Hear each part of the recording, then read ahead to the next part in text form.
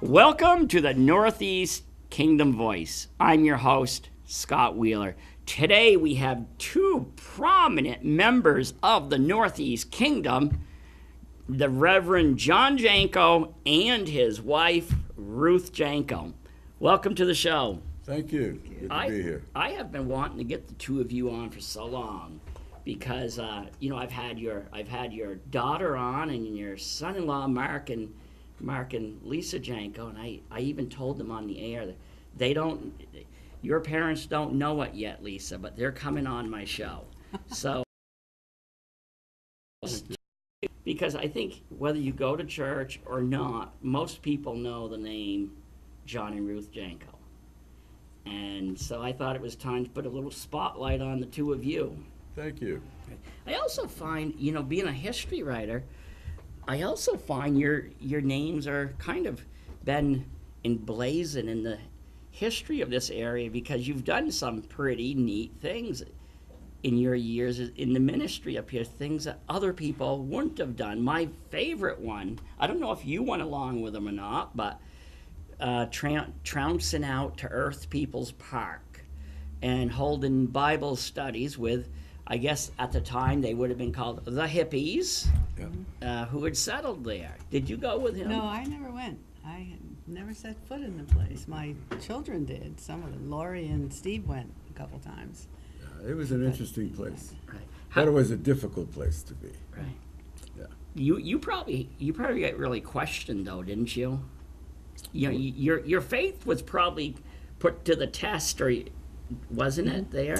Well, what I saw was somebody's children, because they all were somebody's kids, looking for a new way of life, looking to make things better.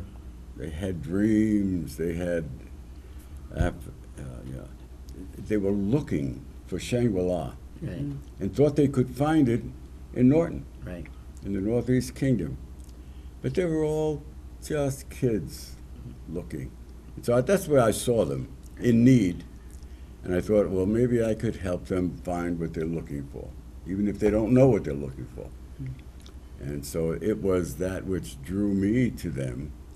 And it was an interesting journey, very interesting. Do you think you made a difference in their lives? In some of them, yes. The difference I made for some was I put food on the table for them. Right. When they had no food, they just came in droves, hungry, dirty, smelly, but contented to some degree. Some of them were on drugs, and there was a lot of that going on. But they had nothing to eat. And when Reverend Rockwell, who was Jiggs Petit's father, I don't know, that name is common in this area, he had retired. He was a Baptist minister. He came to church in Derby and said, John, why don't we go out and see these kids? I said, oh, sure, let's go. Well, the drive out there, if you ever rode with Everett, you prayed the whole way because he loved the other side of the road. And that road gets, going out along Norton Pond, it gets really... It was very dippy and very curvy. But we got there. Thank God. I drove back, by the way. But we got there and we met with the young people. They were all over the place. And just sensed that this was a place where they needed help. And we had the heart to want to do that. So we did. I don't know if Everett went back with me once again with a bag of corn. There was corn time in the fall, and we had a big corn roast, and the kids just came. But every week I would go to the A&P when it was here and fill my car up with all of their food and vegetables that were on the edge. They were throwing them. Sometimes I'd be in the dumpster, out back, just picking up melons and fruit that were a little bit rank, but not so bad that they wouldn't appreciate it. And when I came, you'd think that the food I was giving them was the best in the world. They would line up, they would eat, we'd talk. And eventually that grew into a relationship where they knew me and I could come and go without any kind of fear of anything happening. And we worked up into a Bible study. When the winter came, most of them left. But there were a handful of maybe 14 or There were 18 that came 18 to dinner. who said they were going to stay the winter. And I said, you know, this is not the place you want to be in the winter in Norton with no housing and nothing. But they insisted they could do it. They had learned some things through the summer that their dream was not easy to come by. Some of them had planted gardens in hopes they could support themselves and anybody could. This was an open garden. And they came to understand that it wouldn't work, because those who worked and made the garden woke up one morning and the garden wasn't there, because everybody had freedom to come into the garden and eat it. So they had nothing left, and they were hungry. I said, you know, one of the things that you need, if you want a new society, you need new people. I mean, the old heart, and this was the Christian direction in which I was trying to tell them, that change doesn't happen when you change your environment. Change is when the heart changes and you have a whole new outlook on life and who you are and what God intends for your life and how to relate to people. But they thought, nah, if we just had a new place and this was it, we could develop a lifestyle that would be just beautiful. But it just never turned out that way, because the first winter most of them left. And those that stayed, we had to help them build some shelters. You know, my son came with me once. He was just a young boy. But I could see them trying to build these shelters. The things, it wouldn't survive the winter. So I went back with my tools and helped them build some stable buildings and get them set up. I remember I got a wood stove for one of them, and that was Tom, and helped them get settled. Their best friend out there in Norton was Ruth Nelson. the Nelson family. Have you ever met the Nelsons? Oh, I know one of them recently passed in Yes. recent Yeah, days. Bill just Bill just- passed at At 102, I 101, think. 102. Yeah. But they were out there. They They were owned all, a store. yeah, they owned the store right on the line. And they became, for many of them, the parents. There were no phones or no cell phones at that time. So they would always go up to the store, and Ruth and Miriam and Bill would feed some of them and give them and make them use the phone. And they became good friends to them. They were a blessing to those people. And they became part of the Morgan Church as well. But the progression was, they built their little houses, tried to stay through the winter, even against my best advice, but they could do it. So some of them did, and I went out every week to bring them food on my snow machine then, and a sled behind it. Cold, but there they were. And then I'd have a Bible study for those who wanted to. Christmas time came. Yeah, that was interesting. Yeah, because we thought, you're away from home. We would have a Christmas dinner for those who were there. So we went to the church. We took the church building, and we had the big fellowship room. And we invited them all. And it was interesting, the girls, I remember the girls had stopped at one of the gas stations to clean up because they didn't have any running water, I don't think, out there. No. And they had made dresses out of bran sacks, and they were all dressed in their bran sacks and clean, and there were 18 of them. And we had 18 people for a big turkey dinner at the church. We borrowed the church kitchen to do that. And one of the things that most stay in my mind is after we ate, John had asked the kids if they wanted to go call their folks, because some of them had never talked with their folks for 2-3 years. So we took them downstairs and let them use the telephone.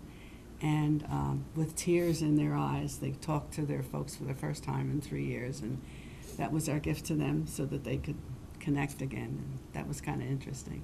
And I remember our son, one of the couples had a little boy named Ross, and he was maybe about 4 or 5. And my son, who was then a little bit older, had his favorite toy. And he loved this little motorcycle, mechanical motorcycle. But he saw that Ross didn't have a Christmas present, so he reluctantly gave him this Christmas present, and Ross was just so excited. And I think Stevie learned a lesson that day that it's better to give than to receive. But Yeah. it was such a blessed time. And that couple Yes, went on to become missionaries, to Guatemala. Really? Christian missionaries to Guatemala. And we kept in touch with them Their for a names were long Vicky time. and Charles Fowler, yeah. Vicky and Charlie Fowler. Yeah, that was an interesting Yeah. outcome. I know. I don't know if have you entered the internet world? Are you on the internet? Yeah. Well, we have somewhat. to. Yeah. The Earth People's Park has a website where they all, on Facebook, where they all stay connected. Really? Now? Yeah, sure. Wow, I didn't know Yeah, that. I would if you- love if- to see yeah, that. and they all stay connected, and they all mourn the passing.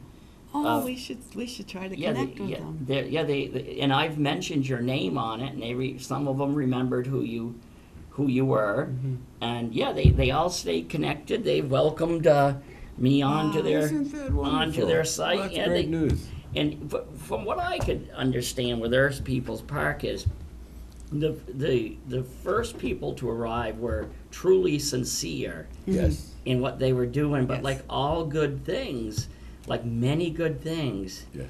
the march of time kind of brought in not everybody who element. were so sincere. That's true. Absolutely true. Right. From being these lost children Right. who just were looking for a wonderful new life came the element where the drugs and the violence and when that came in, everything changed.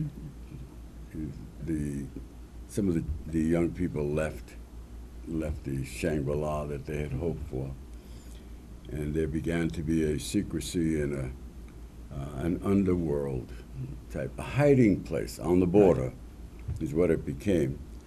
And I remember some of them made their houses underground, dug into the ground, and you couldn't find them. But I knew where they were. And when it began to turn in that direction, and it became dangerous, at that point, even I said, I don't know that I want to go there. And by that time, many of the ones I knew were gone. They had gone on.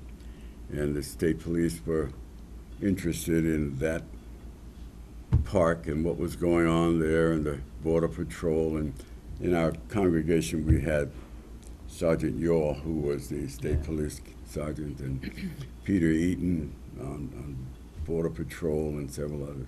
They were there. It was always impressive when we took up an offering when those two guys were there in their uniforms and their guns on in And they church. were the ushers. And they were the ushers taking up the collection. I said, that doesn't look too good. But I remember when they had to raid that place because there were some dangerous characters there. They came to me and asked, what's the layout? Because I knew where. And I was able to tell them, but it was a frightening time at that point. And after that, it was gone. The whole park was gone. You know, it's interesting. During the whole commune movement here, 60s and 70s, a lot of the locals, you know, you're not the only ones who embraced them. It was because a lot of them, like a lot of the locals, saw them as people who, you know, I think locals have a good BS meter, and they may not agreed with their lifestyle, but they could see. It's like Yes. I was talking. It totally floored me. Is I'm I on my radio show I had Mary Mathias. Now you might not recognize that name. You might remember her by her other name. She and her now former husband, they were Mary and Robert Hourier. Yes. And they were the founders of the Frog Run Yes. Farm out in Charleston. And so I had Mary on my show because she was, and I was telling her a story that when my father-in-law was getting ready to pass, and he and his brothers were remembering the time that their parents, kind of stodgy Vermonters, embraced these hippies who moved in nearby and helped them, kind of like what you did, and showed them the ways of the wilds up here. And Mary said to me, "Are you talking about Lee and Thelma Curtis?" "Yeah, I am. Those were my wife's grandparents." And so here I am. It just happens to be those hippies that was she and Robert and their kids who had just settled nearby in Derby, and before the Frog Run was founded, and she talked about glowingly about the locals. I think she would agree there were some that gave them a hard time, but she said the farmers were so good, and she laughs about their idealism because they went into the building out at Frog Run, ripped out all electricity, I think, but then finally they got permission. They decided to run an extension cord. Well, okay, we can have an extension cord, and then they found out that this back to the earth thing, it was a great concept. Yes. But it was harder than it looked. But they spoke glowingly of the locals who really tried to help them learn and I've heard that from many commune people. Yeah, that they were wandering souls, somebody's children. And we had children, and so we had compassion on these children, thinking, this is where I would want somebody else to look after my children if mine were wandering like they were. But there was nothing new to us because living in Derby, when people came through the border, the young people, we'd have calls from the border, from the customs agents saying, we have these two kids that want to come through the border, but they have no place to stay. They're going nowhere. Could you help? And so I would say, sure, send them over. They'd come to our house and we'd put them up for the night. We didn't know these young people. Yeah. Some had dogs with them, some didn't, but they were somebody's children. And we fed them and we gave them a place to stay. And in the early days, that was fine because they were innocent kids. But then when the mood turned, Right. and we weren't sure now who was coming across the border, then the church said, no, you can't do that anymore. And Ruth was uncomfortable with having Well, our girls strangers were in our young house. girls at that time, and We're all sleeping, and who knows. So they said, we'll put them up in the motel. Yeah. So if any come through, you tend to them, you care for them, but sleeping will be in a hotel, motel. I know my wife talks about my father-in-law was a crew leader for. I always get the name wrong. Oxker, it was through NEK. Yes. And yeah. he would always he worked, as he called it. I always worked with hippies. He had to teach them how to be carpenters and that. Yeah. And so my wife said that it wasn't uncommon for him to bring home hippies for dinner and then get up in the morning and have some Yes. more there. But I will tell you, I don't know if this ever happened to you, Reverend. My father-in-law was a pipe smoker. Well, they used to pack his pipe, so the homegrown stuff, marijuana, and then they would take tobacco, put it over it, and my father-in-law quickly found out he weren't smoking only tobacco, and he passed away in his 80s. And we used to always get him to regale us with his pot smoking days. but no, and when he passed away, though, we actually got a letter from somebody that he had touched, when he was back in the, somebody wrote us and, hey, I just want to let you know I was one of those people, and Thank you. Yeah. Yeah. Yeah, it's been a wonderful journey. It's very rewarding too. Yeah. Okay, let's back up now, because I could have you on here all day, but who is John and Ruth Genco? Because I don't even know when you got here. I know you've been here for years, but so where did you come from? 1957 is when we got married. Right. I graduated school, and we got married and came up to Randolph, Vermont. Right. From where? I'm New York City. She was Philadelphia. Two city kids. Oh, so you kind of could sympathize with some of these, Yeah. some of these young people on the communes. Oh yeah.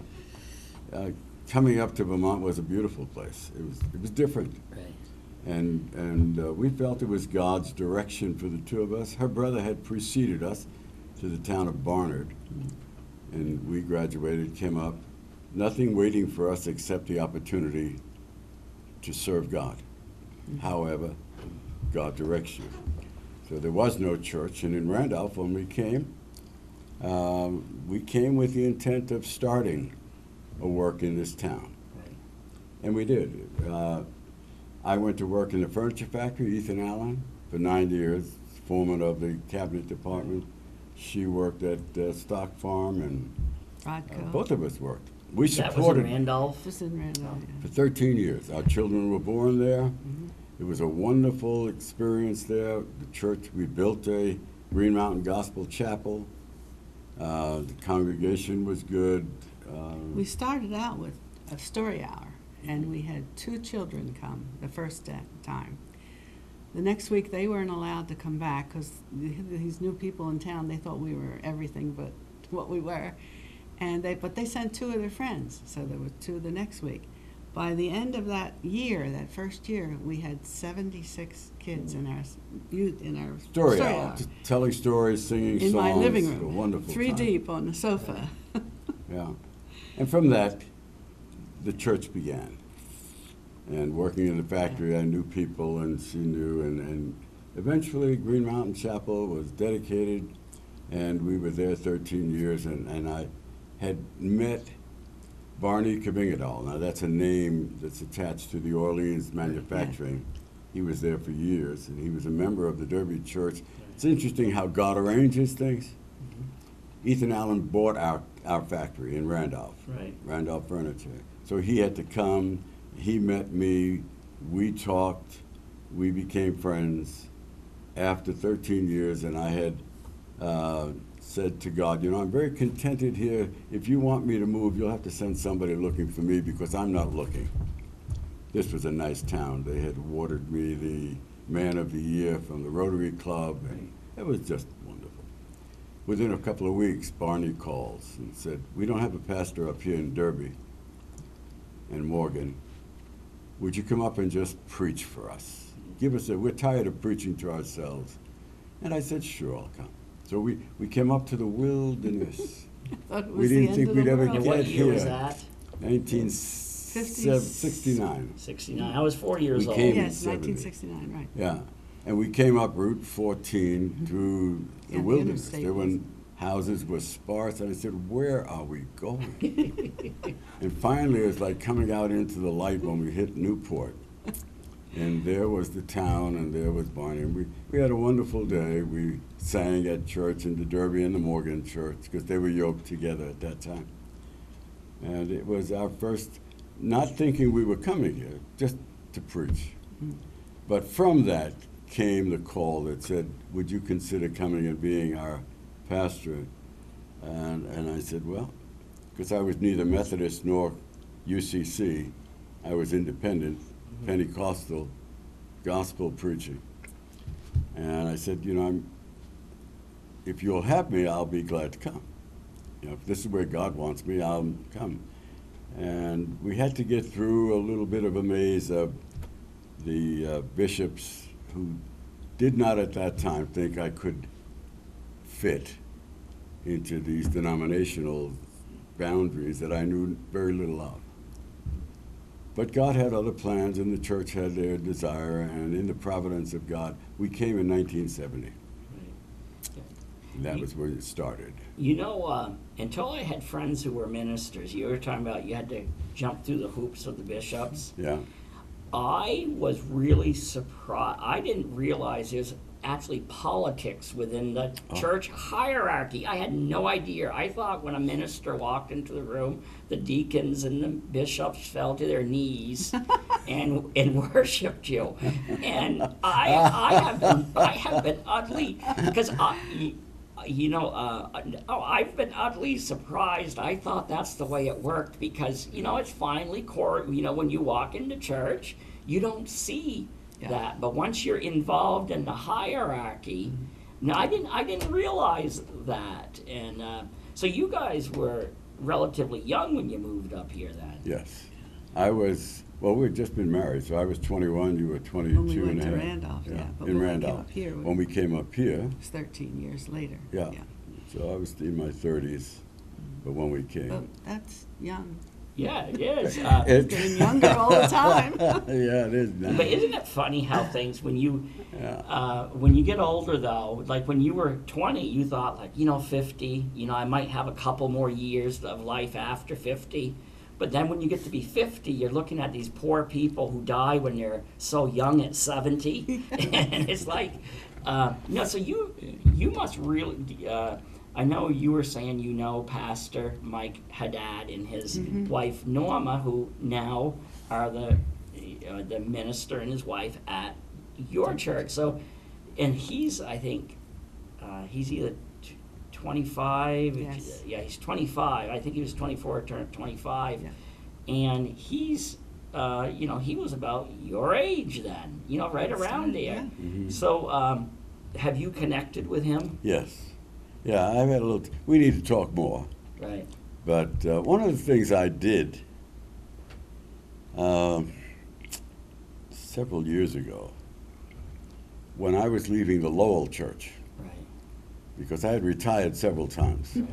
Tried to, anyway. Ministers, I guess, don't retire. You try, Yeah. Oh, I know. but the need is so great out there that somebody's always looking for.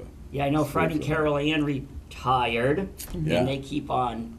Yeah, Yeah. they always Fred and do. Carol Ann Barker, they just keep popping up. Yeah, and that's where it is. And so, knowing the young man who was following me, Dave DeZazzo, was new to the ministry, I sat down and I wrote a book, Proverbs for Pastors, everything I had learned Right. over the years, so that he would have what I learned as a foundation to help him become the minister he wanted to be. So I left that book, and I have that, and everybody that comes, I gave Mike. Haydad one of the books, and I passed them out to everybody in hopes that maybe it would help them avoid some traps and give them courage in some other areas. So that's what it's been like, in the journey. And now we're out at the Holland Church, and that's been a great experience as well. God has been blessing. Again, need. Church was about to close, or handful of people, 6, 8 people, need no pastor. They've kept it open for so many years. But it was time. God has a time schedule. And we just came at the right time that God arranged, and So, now the church has been refurbished. It has a bathroom. It was a funny thing. When we came, there was an electric toilet, an incinerator. They had no water. It was just dark, and it was old. It was old. And I guess at one of the funerals, somebody used the electric and the paper didn't go down right, and there was a fire in the hole and during the funeral time. And when I saw all of that, I said, you know, it's time. You can't have people coming to church if you don't even have a bathroom. That was in Holland. Holland. So that's what started the process. I said, we got a 3-year plan. First thing we're going to have is a proper bathroom. So we had a well dug, and the Ghostlands were very kind to us. They're just good people. They drilled the well, we tore up the place and built a bathroom, and the people had a mind to work. And we went through that. And second year, we renovated the whole church, put new windows, and the third year, we built this new building, the Fellowship Center. Gorgeous building. Beautiful. Just many hands worked. People came to help from New York, Long Island. They just helped us through the whole thing. And here it is now. Beautiful. We're about to have a dedication and some services of recognition of those who helped. But you look at it and you say, God has a timing pattern. Scripture says one plants the seed, another waters it, and yet another reaps the harvest. But they're all involved in it. So historically, from way back when, who built the building, they're all part of this process of God presenting this body of Christ that makes a difference in the community and makes a difference in the world. So we've seen God do that time and time again. And it's been our privilege to be part of that, along with everybody else who's been actively working in it. You know, another pastor who I think they taught a lot to people is through their own personal horrific tragedy was Pastor Nate Strong and now Nate. Representative Vicky Strong Yes. is losing their son in Iraq. Yeah. And you know, they had every reason to just totally, you know, change the course of their life. And I remember I wrote about it. I wrote about their loss, but I also went to the funeral, and they spent. Everybody thought they were going to be comforted in the family, but in return, though, the Strongs, which Comforting. is a great name for them because Yes. they will tell you they suffered horribly, but they also used it to comfort other people. They've both been on both of my shows, and Nate came on and spoke about he wrote a book following the loss of his son. Yeah, yeah. Well, there's in First Corinthians chapter 1. I think it's first or second. Paul is writing, and he talks about these hard times. And he asks the question, why does God allow this? And he answers his own question. So that when others are going through it, we are able to comfort them and say, look, I got through it. God helped me through it. I endured, you'll endure. And that's really part and parcel of the whole. We go through these hard times, not because God hates us or because God's punishing us. It's part of a growing experience, part of helping us become strong and helpful to those who walk behind us and with us. And so it's all part of it all. Well, that's very true because Yeah. we lost, my wife and I lost two parents within like 3 months of each other, but so that actually prepares prepared us to help other people going through Yes. similar things. Yes. And I know you're going through your own personal struggles now with your daughter. Yeah. Yes. Lisa, who has, your daughter Lisa and her husband Mark Shelton. I have, especially for a woman with stage 4 Stage 4. lung cancer. You ever look at them and say, how do they keep going? Yeah. They're everywhere. Yeah. Just a We strong, know strong how they faith. keep going. It's by the grace of God. Lisa is very, very strong in her faith, it says. And if you listen to her, she will not allow that this cancer is going to have any right to her body. Yeah. I remember when she first was diagnosed, she went to Burlington, and the team of doctors examined her stage 4 cancer. Their statement to her was, go home and get ready to die. You have 3 months to live. Get everything in order, they told Get her. everything in order because there's nothing we can do. Eventually, this cancer is going to take over your life.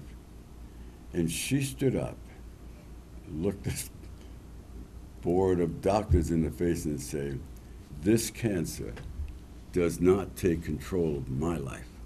God has control of my life. And I guess they kind of all set back a bit. But they've been down that road and they knew how many times their prediction was right. But she said, God has control. Cancer is not going to control this life. And she never went back to them. She went to another doctor who said, you know, you may be right. And so started her journey of faith, trusting that God is in control, not this cancer. God, I've given my life to God. Why this happens, I don't know why it happens. One of the scripture verses that we hang on to is, we are perplexed because we don't know why things happen as they do, but we don't give up and quit. Mm-hmm. We get knocked down, but we get up again, keep right on going. Yeah. And so it's that attitude of faith and courage that will help to sustain us in those difficult times. And she's learned that. Mm-hmm. And so for her, at this particular juncture, she is taking full advantage of that, working in faith, trusting God every day, reading her Bible, takes communion every day. I mean, everything she can do to strengthen her in her spirit, she does.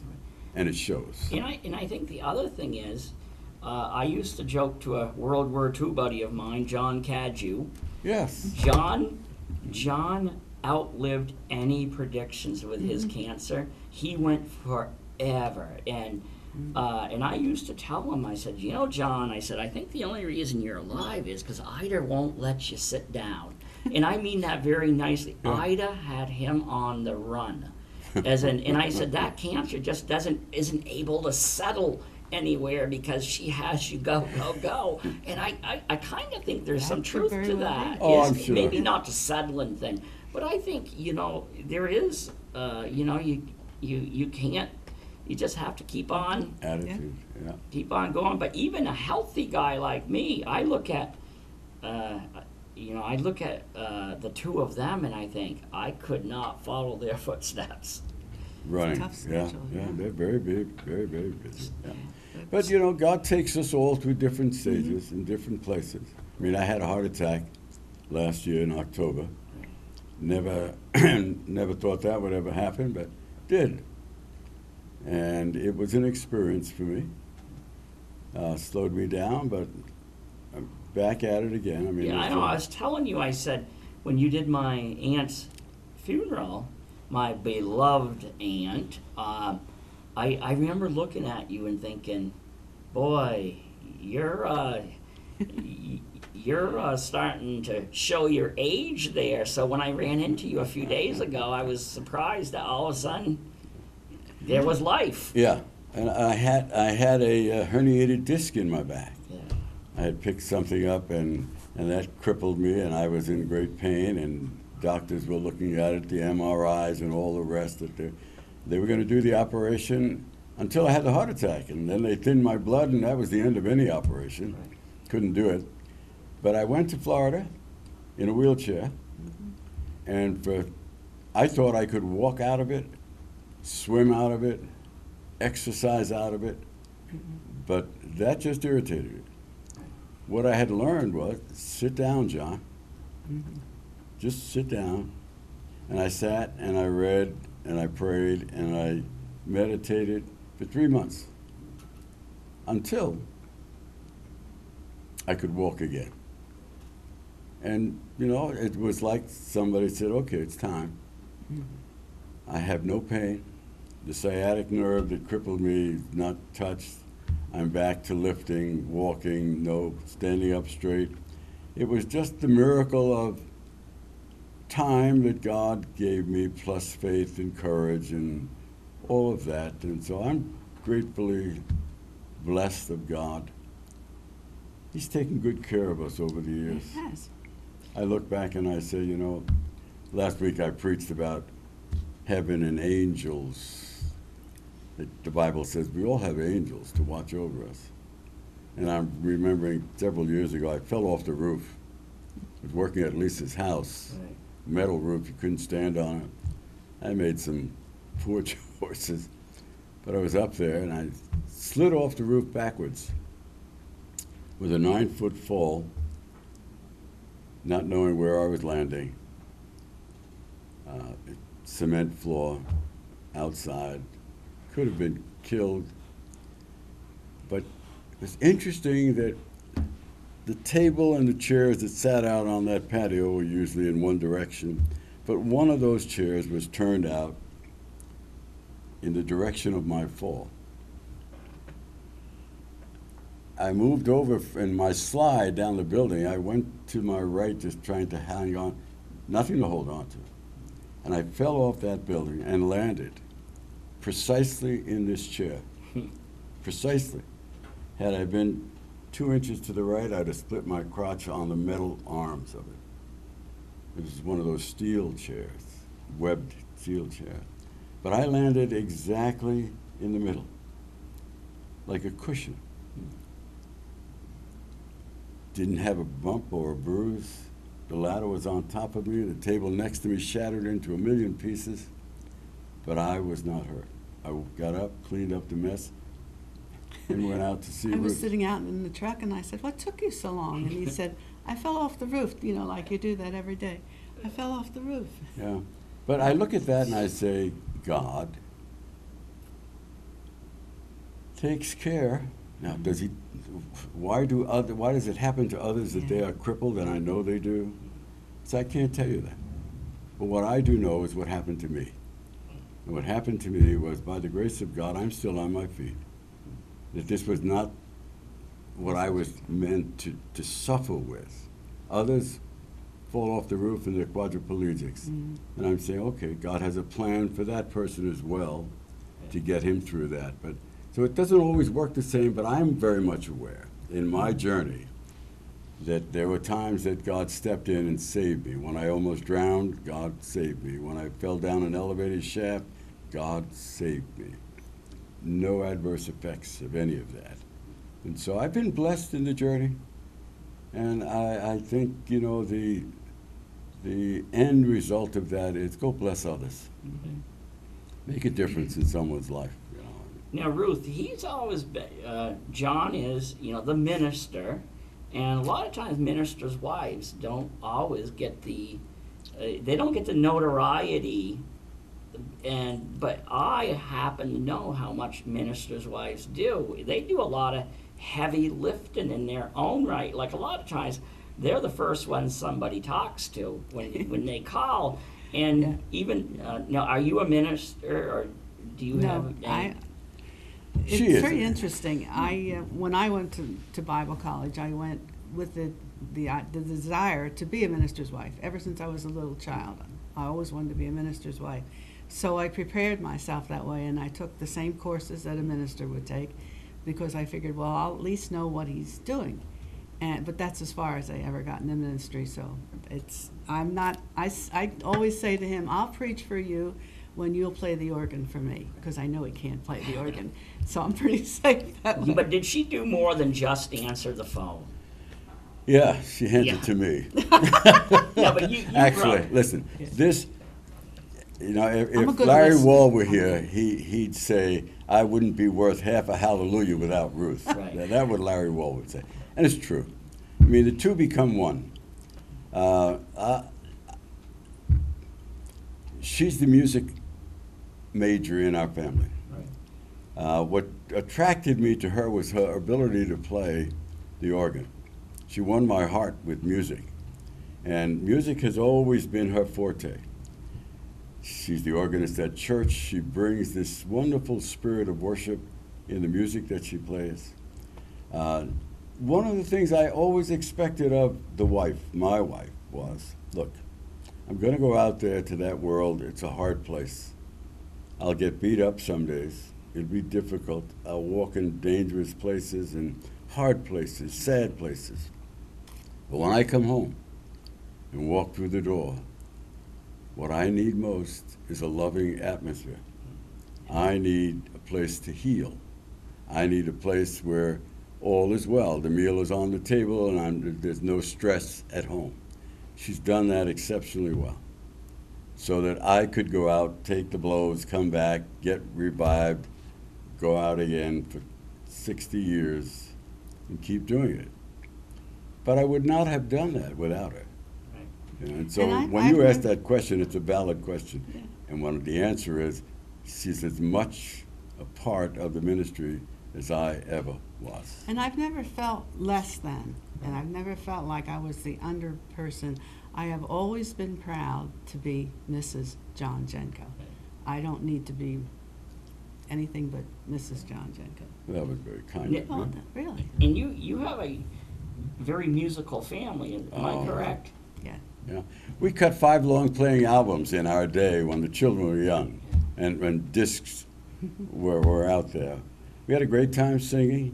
Again, the music end of the family is Ruth, but we sang, and we still do. We cut an album from the two of us. We went Couple back to years the ago. two of us, Yeah. and we still sing. And music has always been My family The was gift. very musical, so it was just natural. Let me put it this way. If my wife and I ever did a duet together, we would scare people out of the county. There's just some people. Yes. There's just some people who cannot sing. I don't care how That's much true. training. And you probably every once in a while hear somebody, in your congregation, you're thinking, well, at least they're happy. You They know? make a joyful noise noise. unto the Lord. That's what the scripture says, and so Yeah. that's fine. Yeah. But so do you plan on well, the joke. Well, first of all is, I like to joke to my minister friends, because they know I'm totally joking about it, is, how do you really retire from a job that you're only working 2 hours a week at? But we all know ministers really work, far more hours than that. But a lot of people, I really do believe, there's a lot of people who think that That's it, ministers 2 hours work in the 2 morning. hours on Sundays. But are you ever going to retire? Only if God allows that. I've We may tempted that try several again. times. But the need is so great out there. The little churches that are closing, people who are hungry for the Word of God, still wanting to hear. How can you say no? How can you not? Would I like to slow down? Yes. Would I like to travel a little bit? Yes. Will I? I have no idea.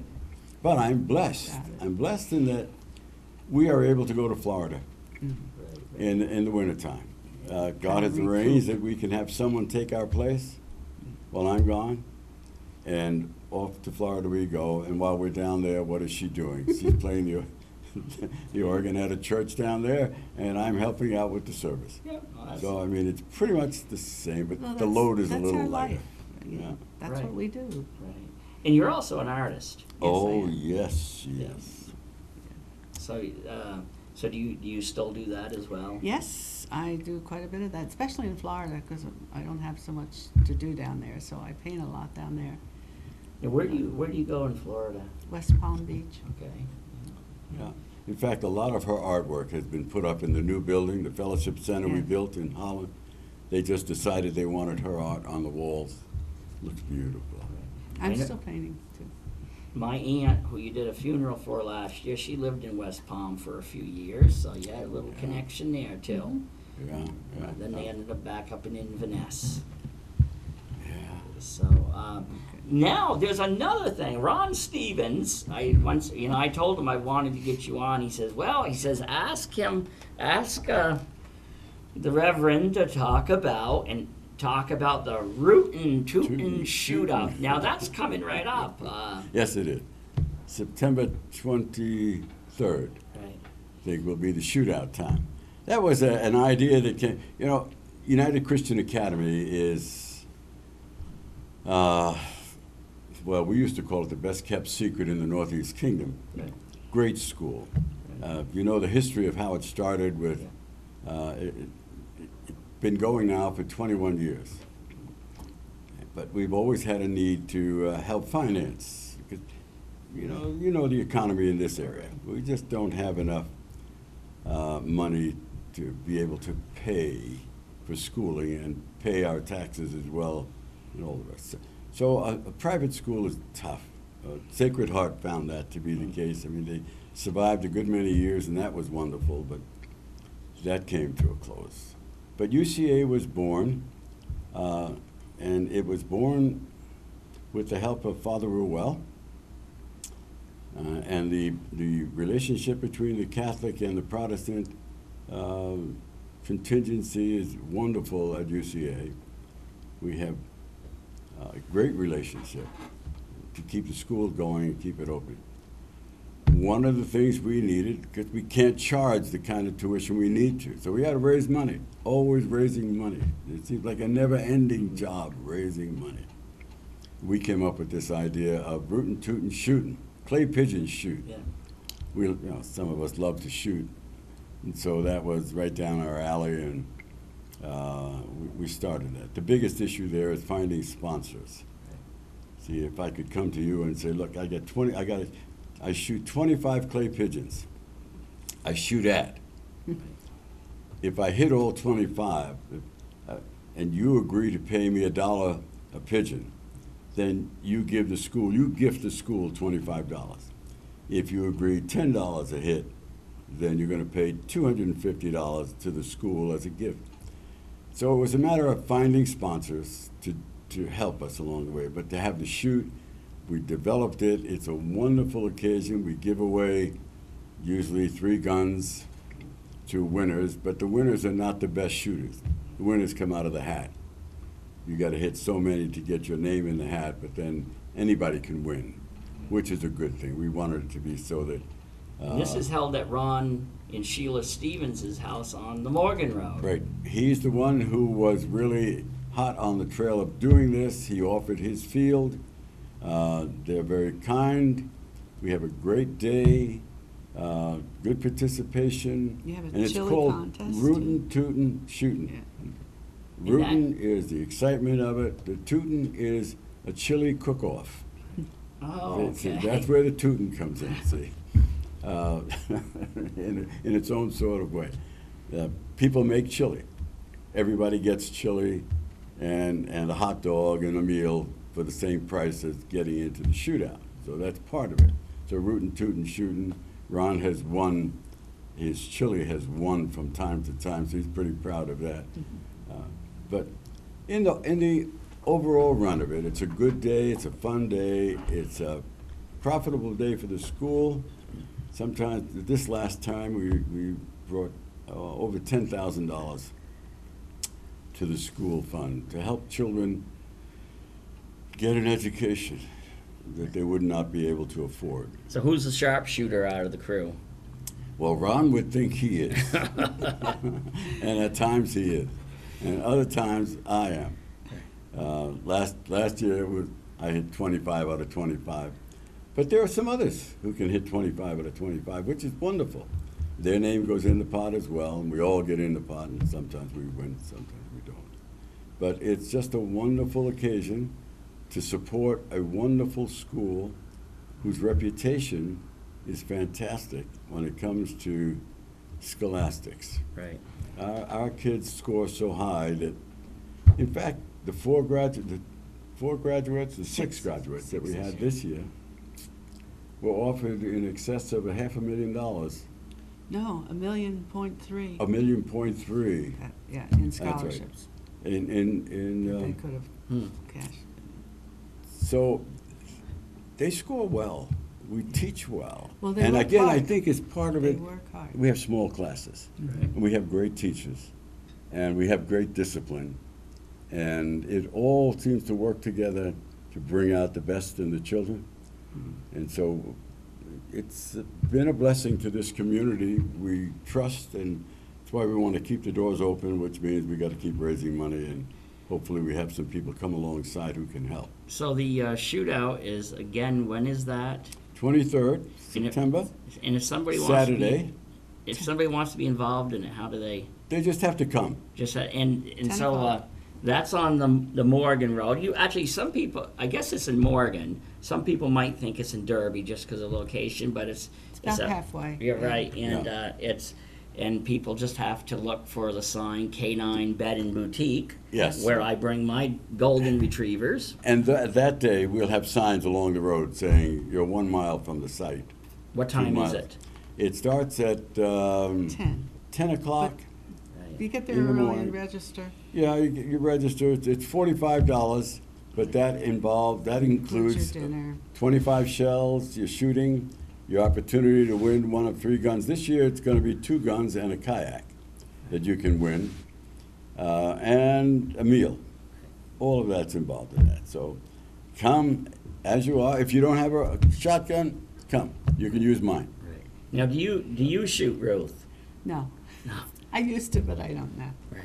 I'm going to tell you though, if you had the contest for the least skeets hit, I could probably do. You know, I have no like when it comes to that, I can hit 10 out of 10, and then the next one I'll miss 10 out of 10. I have no idea why I do it. It's like when I bowl, I might get a high score bowl, and the next time I'm just like, I'm all over the map. It happens. Yeah. Yes. Everybody has a day like that. Yeah. You know? Except if you practice a lot, you'll do better. Right. But it's a fun day. It really is. Yeah. You have a BB shoot too, or not a BB, 22 a shoot. 22 shoot. 22 shoot. Yeah, that's part of the whole. You get a chance to shoot 5 shots at a 20 with a 22, At a target. and the score is tallied, and you have a chance to win a certificate from Ron Wrights. Right. Ron is very good to us in his sporting goods store. A blessing indeed. But it's all in the intent of family gathering, having fun, doing something good, chance to win, chance to eat, chance to sit down and talk. What it's all about. If I'm in town this year, I'll come on out. I probably Please. won't shoot, but I'll take some photos. I'll shoot. okay, I'll shoot that with would my. be fine. Shoot with your camera. I'll shoot with my camera. I have better luck. All right. Well, we have got to wrap up here because I could have you guys on all day long, just because you are icons in the area. You know, whether you go to church or not, most people know you through either your kids, through your music, through your ministry. They, you are.